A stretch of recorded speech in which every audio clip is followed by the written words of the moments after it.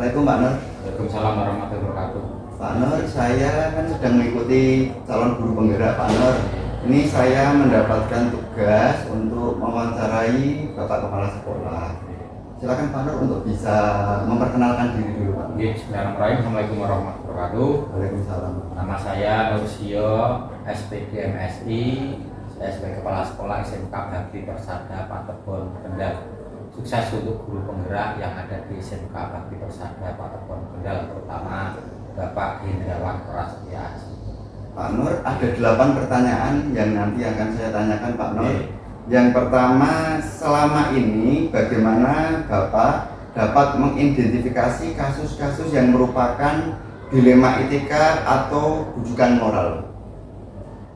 Yang pertama dilema etika. Dilema etika itu benar dan benar. Benar dan benar artinya apa? Jadi suatu masalah itu dianggap benar oleh seseorang ataupun dianggap benar oleh orang lain dari segi persepsi masing-masing. Artinya apa? Bahwa kadang ada masalah, contoh taruhlah ada bapak guru, bapak ibu guru yang izin, mereka benar izin. Dan kasusnya adalah ada anak yang sakit, anaknya sakit, itu kan menunggu anak di rumah sakit benar, dia izin sakit juga benar. Lain dengan bujukan moral. Kalau bujukan moral jelas di sini adalah anak atau bapak ibu guru, bapak ibu guru itu meninggalkan pelajaran tapi mereka tidak. Itu. Untuk yang kedua, Pak Nur, selama ini bagaimana Bapak menjalankan pengambilan keputusan di sekolah Bapak, terutama untuk kasus-kasus di mana ada dua kepentingan yang sama-sama benar atau sama-sama mendukung nilai-nilai kebajikan, Pak Nur? Gini, tentunya kami mengadakan musyawarah. Yang pertama itu kami diskusi dengan Bapak Ibu Guru. Setelah ada diskusi dengan Bapak Ibu Guru, terus kami diskusi dengan pihak-pihak intern. Jadi ada 2 diskusi, pertama dengan semua Bapak Ibu Guru, yang kedua dengan intern pengambil kebijakan. Intern pengambil kebijakan itu adalah antara lain kepala sekolah dan wakil-wakil kepala sekolah. Nah, itu yang kami lakukan untuk pengambilan suatu keputusan. Selanjutnya, langkah-langkah atau prosedur seperti apa yang biasa Bapak lakukan selama ini? Tadi yang sudah saya sampaikan Pak Haji, untuk prosedurnya kami ada tahap-tahapan. Ini hampir sama dengan tadi yang poin kedua yang ditanyakan tadi. Musyawarah dengan Bapak Ibu Guru, terus setelah musyawarah dengan Bapak Ibu Guru, selanjutnya kami musyawarah dengan intern. Baru setelah musyawarah dengan intern, kami bisa mengambil keputusan. Oh, ternyata ini yang harus saya lakukan.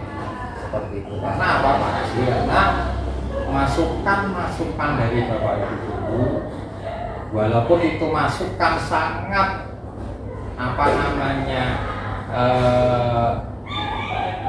bagus maupun masukan yang sangat sederhana, itu perlu bagi kami. Karena apa? Kontrol yang terpenting itu adalah Bapak Ibu Guru, Bapak Ibu karyawan. Karena saya yakin mereka punya pandangan-pandangan yang lain dari pandangan saya. Jadi kita tidak bisa ukur baju sendiri, tidak bisa. Itu sekali lagi bahwa yang kita laksanakan, yang kita lakukan itu tidak sepenuhnya benar. Kita harus ada kontrol. Kontrolnya siapa? Ya Bapak Ibu Guru. Itu aja. Berarti itu masukan-masukan dari Bapak Ibu Guru itu efektif ya Pak? Efektif. Karena kita sekali lagi harus menerima saran dan kritik. Kalau kita tidak mau menerima saran, kritik, usul, ya sudah, wassalam.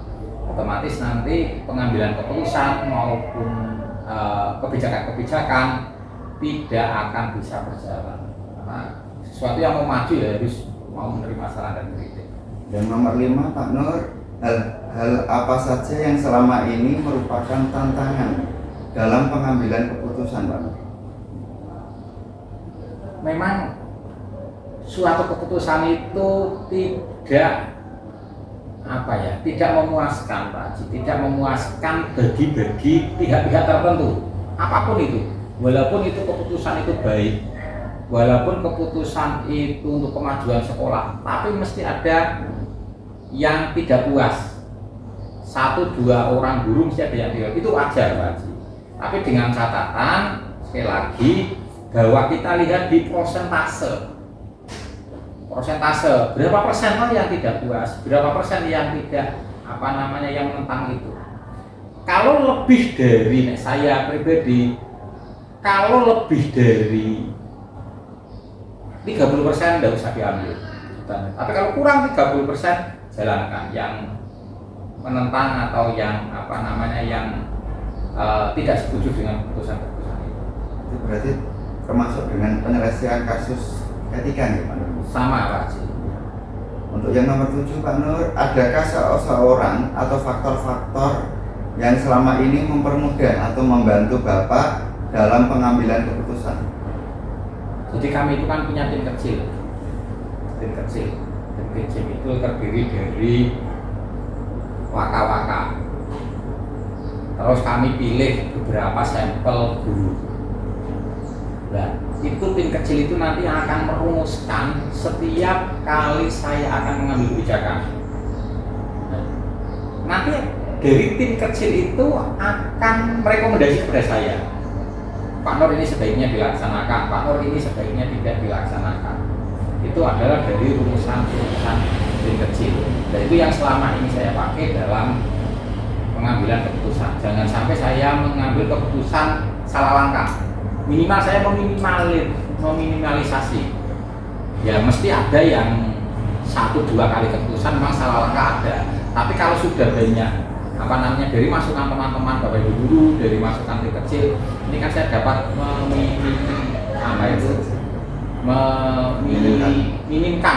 meminimkan kesalahan-kesalahan saya.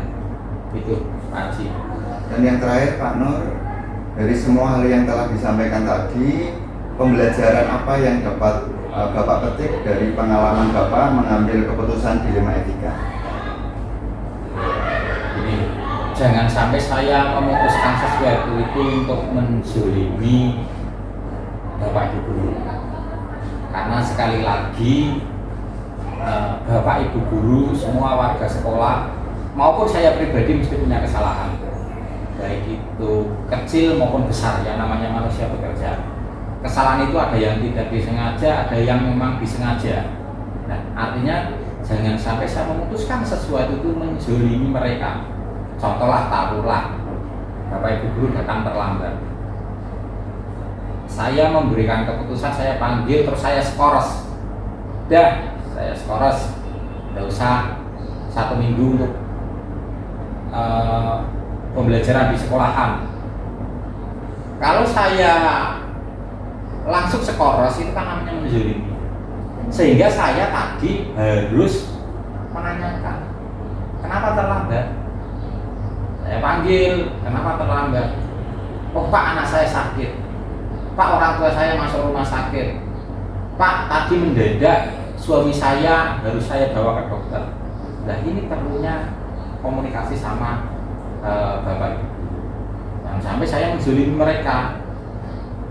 Pak Haji, setiap hari Senin itu saya akan apel. Kalau mereka datang terlambat 1-2 kali itu tak anggap hal yang wajar.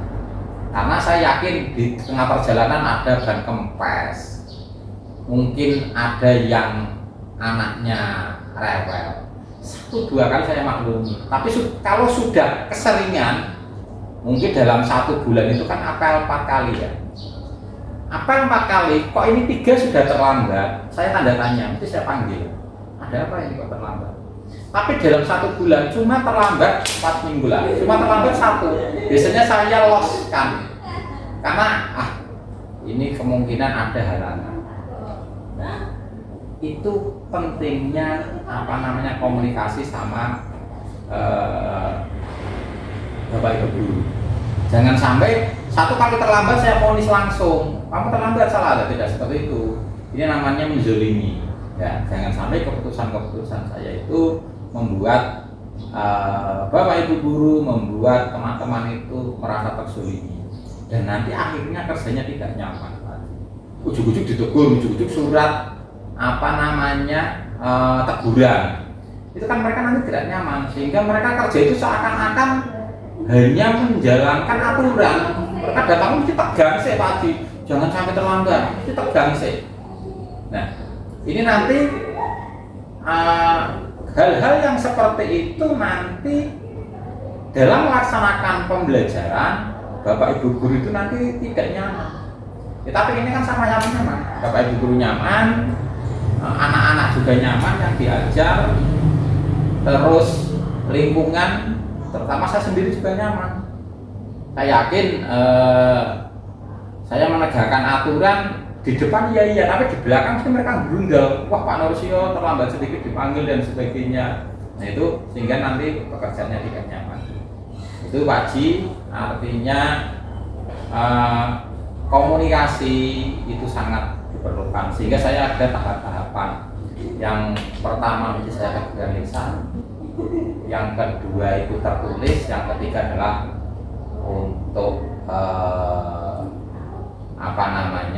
mengisi form pernyataan teguran lisan, tertulis, pernyataan. Itu tahap-tahapnya seperti itu.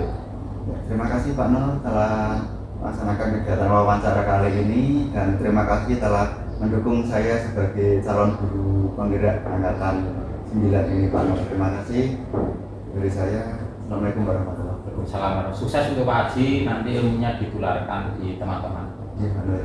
Saya nanti. Wassalamualaikum warahmatullahi wabarakatuh.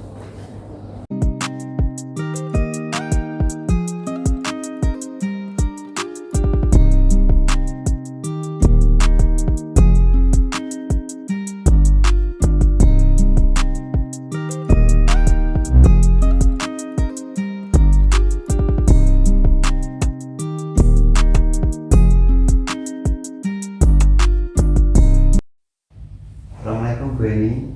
Waalaikumsalam. Selamat pagi Mas Haji. Gimana kabarnya ini? Sehat Ibu. Alhamdulillah.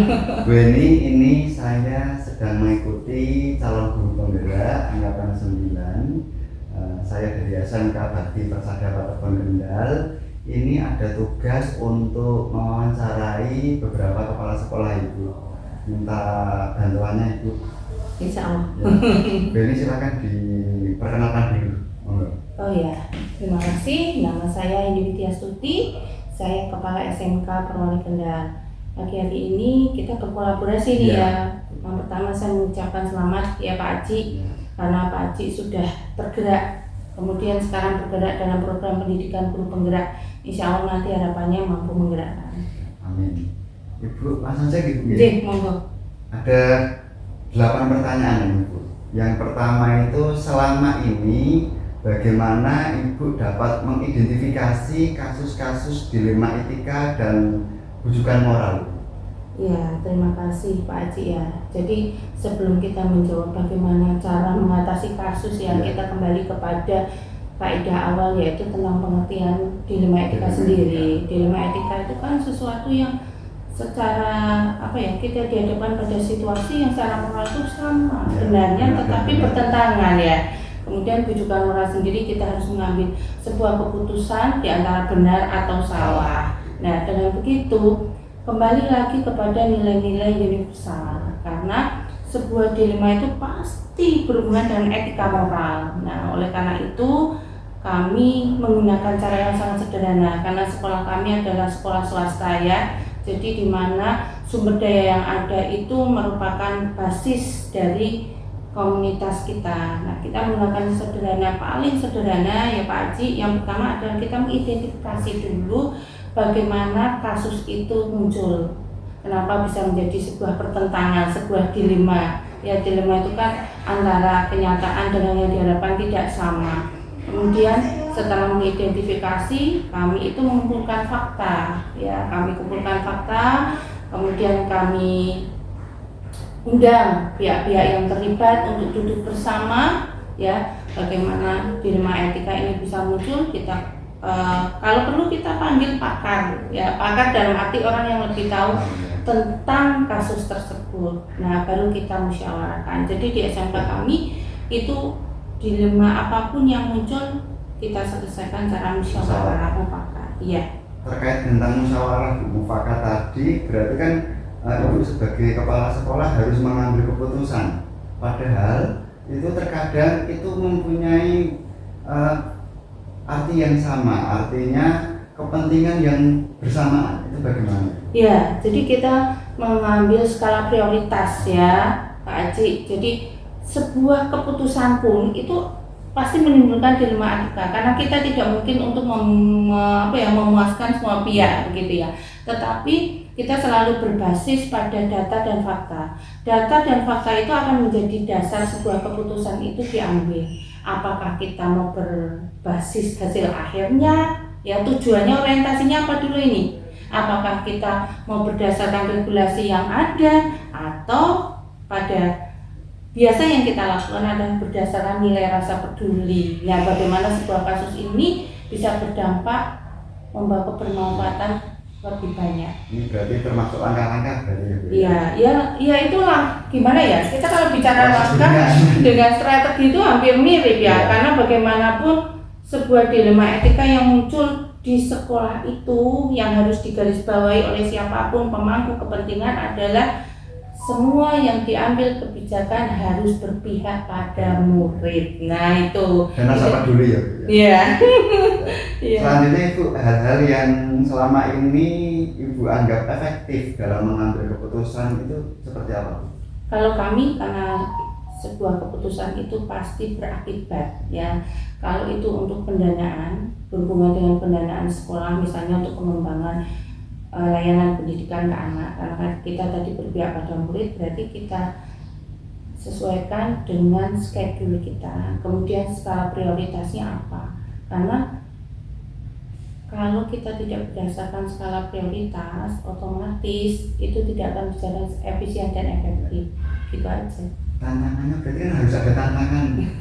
Kalau seperti itu, tantangan apa yang pernah dihadapi pada waktu misalkan mengambil keputusan yang terkait dengan dilema etika ini? Iya, kalau tantangan sebetulnya banyak, bukan hanya dari pihak-pihak yang terlibat, bisa dari orang tua, bisa dari peserta didik sendiri, atau terkadang orang tua tidak mendukung itu. Nah, oleh karena itu di tempat kami, sejak kami menerapkan kurikulum merdeka ini ya, sejak kami implementasi kurikulum merdeka ini, kami selalu berusaha di awal tahun mengumpulkan orang tua.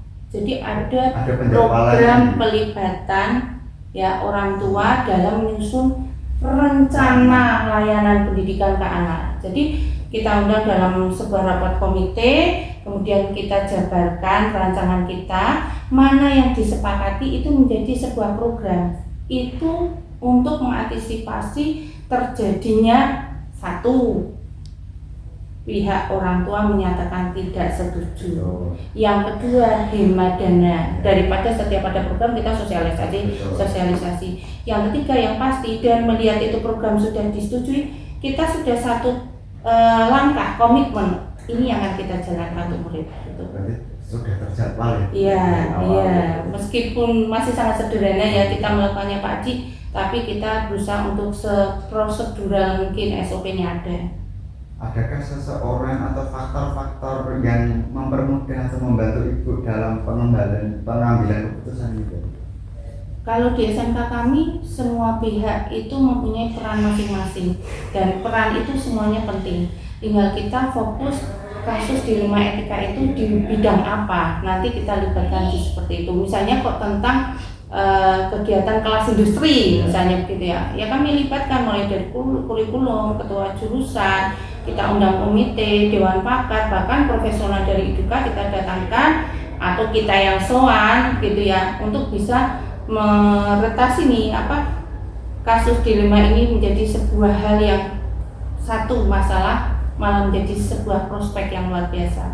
Pertanyaan terakhir Bu Weni, dari tadi telah disampaikan, alhamdulillah saya juga paham pembelajaran apa yang dipetik dari yang telah disampaikan tadi itu.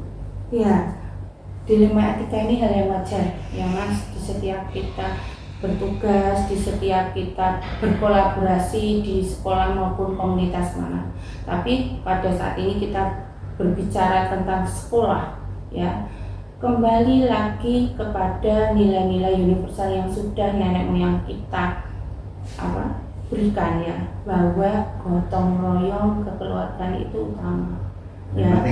Itu penting sekali ya, yang ini harus digarisbawahi. Karena apa? Dengan kekeluargaan gotong royong, semua bagian dari sekolah itu, stakeholdernya itu merasa memiliki ini loh sekolah saya. Dengan seperti itu akan timbul kesadaran moral. Ini penting sekali, kesadaran moral. Oh iya, ini untuk kepentingan sekolah kami bersama. Maka yang dikedepankan adalah kekeluargaan dan gotong royong, di mana musyawarah mufakat itu menjadi dasar kita untuk mengambil sebuah keputusan. Meskipun nanti keputusan itu akan kita refleksikan mana efektif dan tidaknya gitu ya. Kemudian kita lanjutkan kepada gotong royongnya. Yuk kita jalankan bersama. Jadi meskipun seorang pemimpin ini nanti Mas Haji kalau jadi pemimpin pembelajar ya, tegas itu perlu sekali, tetapi berdasarkan fakta, melihat kondisi dan kanan kiri kita, sumber dayanya yang mendukung apa. Itu ya Mas Haji, semangat berproses ini ya Bu Eni ya, semangat berproses. Semoga dilema-dilema etika ini akan menjadikan kita lebih dewasa dan menjadi pemimpin pembelajar yang bijak.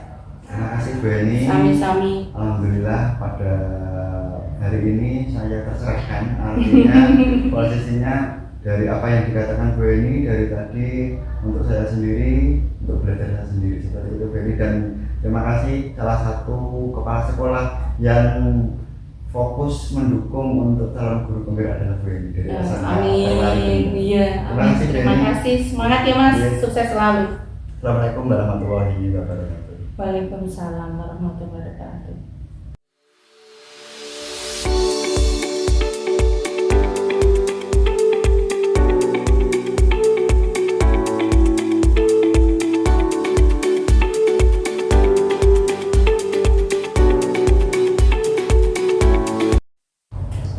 Assalamualaikum Mbak Yudi.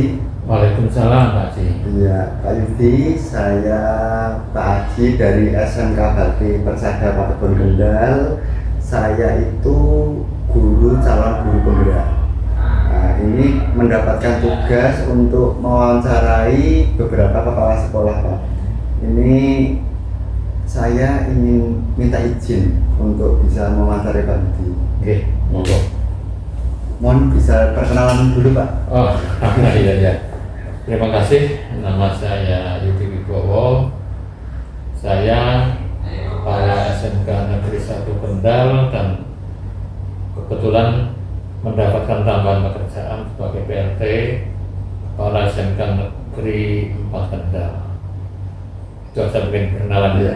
Terima kasih Pak Yudi. Pak, ini ada 8 pertanyaan. Intinya adalah tentang suatu guru ya, kalau misalkan di sekolah itu kan pasti ada permasalahan, guru itu kan sering telat Pak. Nah, pertanyaannya adalah selama ini bagaimana Bapak mengidentifikasi kasus-kasus tersebut? Itu ada 2, itu kan dilema etika yang benar dan benar, dan bujukan moral benar dan salah. Menurut Bapak bagaimana Pak? Iya, itu memang cukup banyak kasus seperti itu ya. Tentunya aturan sudah jelas dan tegas, termasuk kalau pegawai negeri itu kan ada presensi online yang ada titik koordinat juga. Untuk mengatasi hal itu, di samping yang sudah digariskan di aturan ketentuan dari BKD maupun Pergub, maka kepala sekolah perlu mengambil tindakan-tindakan yang mungkin persuasif.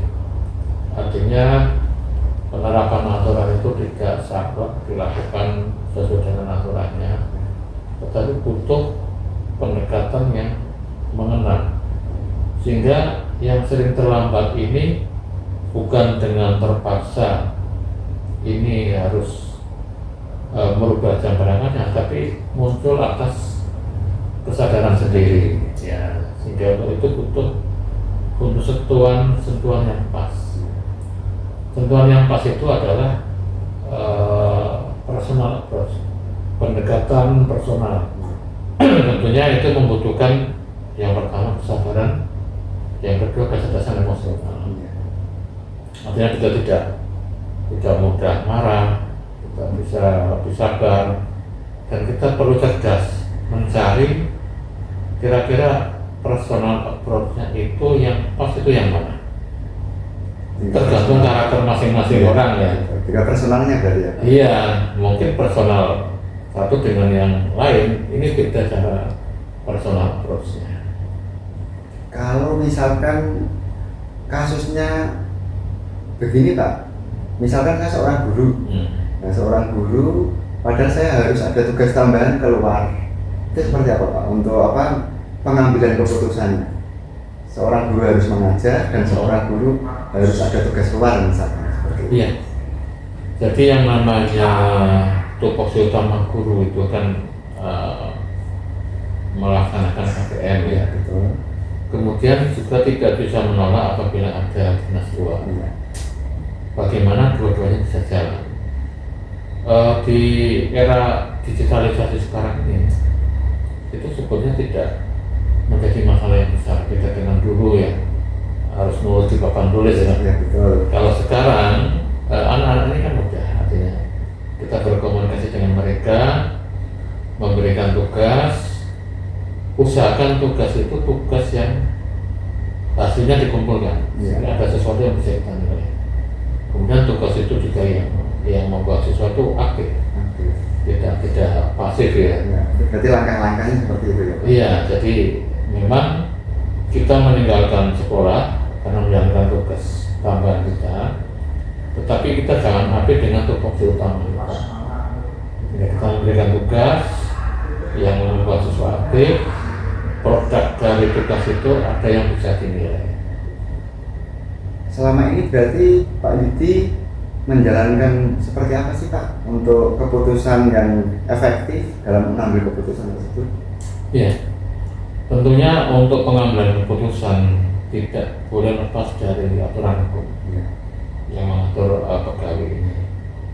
Kemudian yang kedua, hukum itu kan sifatnya memaksa ya, memaksa. Tetapi dalam implementasinya kan tidak harus seperti itu. Jadi apabila dilakukan pengambilan keputusan, maka perlu mempertimbangkan aturan hukum. Yang kedua, analisis masalah. Yang ketiga, kecerdasan emosional di dalam melakukan pengambilan keputusan. Jadi ada tiga pertimbangan ini. Apakah ada suatu tantangan yang misalkan didapati Pak selama mengambil keputusan itu Pak?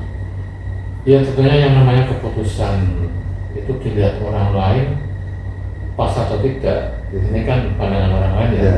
Tetapi alur di dalam kita menjustis sebuah penjelasan masalah berupa pengambilan keputusan, tentunya yang pertama tidak boleh nabrak aturan. Yang kedua memang pendekatannya yang pas. Kemudian yang ketiga betul kecerdasan emosional di dalam menganalisis maupun melakukan pengambilan keputusan itu. Untuk selanjutnya Pak, adakah faktor-faktor atau seseorang yang selama ini mempermudah atau membantu Bapak dalam pengambilan keputusan? Dalam pengambilan keputusan ini memang ada faktor yang meringankan, ada faktor yang memberatkan ya, karena berhubungan dengan orang ini kan lebih sulit dibandingkan dengan berhubungan dengan barang mati. Jadi ada tiga ranah: manajerial, ada manajerial, manajerial dan materi ya. Jadi ada tiga ranah manajerial. Yang paling sulit diselesaikan itu manajemen ya, money material ya, money material.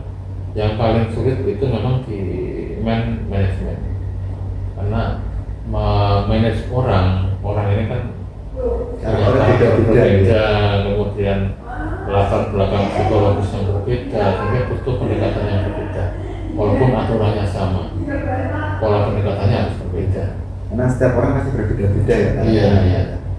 Bapak yang sewu terakhir ini Pak, pembelajaran apa yang bisa dipetik dari kita dari tadi ngobrol seperti ini? Iya.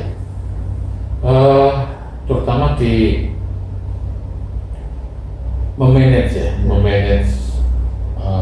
terutama manajemen itu yang pertama berpegang pada aturan. Ya.